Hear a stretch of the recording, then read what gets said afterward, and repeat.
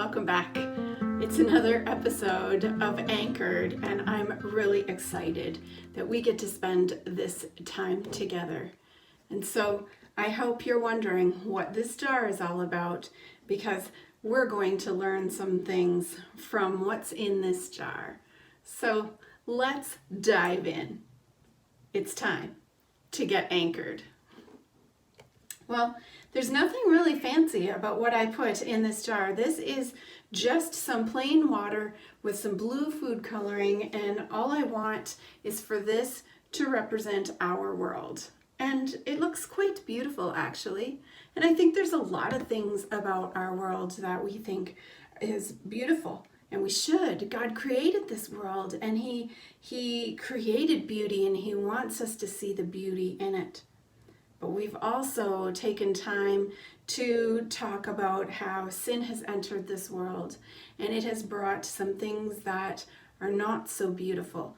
It's brought pain and hurt and evil, and that's all mixed up in here too.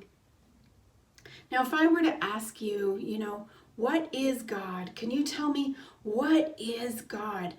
And many people, they answer with, well, God is loving. And yes, He is. God is kind. Yes, He is. But there is one word that really helps us understand who God is, what God is, and we need to know that word. And that word is holy. God is holy. In fact, when we say the Lord's Prayer together, we say, Our Father. So we're talking about God who art in heaven. Hallowed be your name. Holy is your name. We are saying, God, we know you are holy. So what does it mean to be holy? Well, maybe it just means to be good. Yep. Holy is good. Righteous, perfect. But I want to use this to help show you. This is our world, and it includes all that sin that we talked about. And now this is God.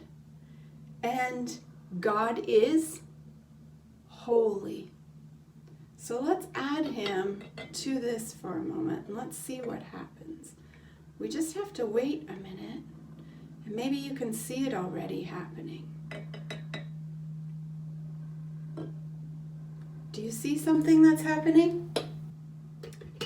Well, He is not mixing in. In fact, separate. Can you see how it is separate? Holy means separate. God is separate. He is literally set apart. The sin from this world doesn't affect Him. He is outside of that. I want us to see this picture as a picture of ourselves too. And that this is the place where we need to decide how we are going to live. You see, all around us is the world, and the world is telling us all kinds of things. And here we have God's way. Now, I have tried in the past to just try and make these two exist together. I have tried to mix them up. I have tried to say, I love God with my whole heart, and also tried to hold on to some of the things from this world with my whole heart. And I tried to mix it up, and it looked like it was working. It kind of looks like it mixes.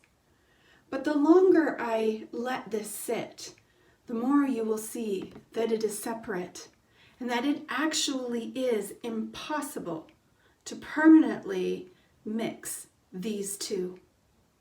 God is holy. God is separate. His ways don't mix with the ways of the world. So what does that mean for you? What does that mean for me if we say that we want to love and follow God? The Bible tells us that we need to make a choice. God calls us to holy living. That's what it says in 1 Peter, which means a call to live separately or to live differently. Remember when we used that marble and it showed how Jesus's rules were upside down? A call to holy living is a call to making those the rules for your life. Romans tells us also that we can't mix these.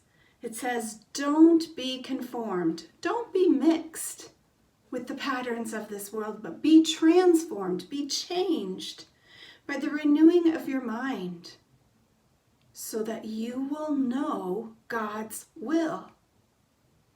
God calls us to be holy. He wants us to be separate.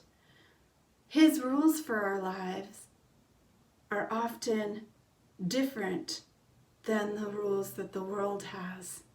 Jesus' rules were upside down rules. And if we are going to be Jesus followers, then this is a picture that we should be living for. To be holy, like God is holy. To be holy, to be set apart, so that we are ready to do God's will.